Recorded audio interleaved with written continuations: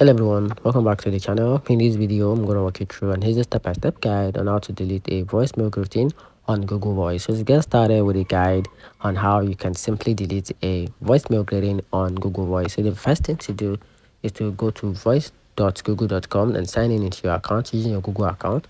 Then from there, click the gear icon in the top right to open the setting tab. So from there, you have to select the voicemail tab.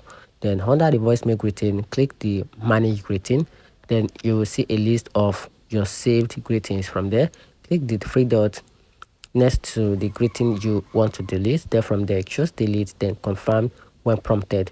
Then note that you can only delete non-active greetings. So if a greeting is currently active, you will need to set another greeting as an active before deleting it. And that's it. Find the video helpful. If you did, turn on the notification button and subscribe for more. Thanks.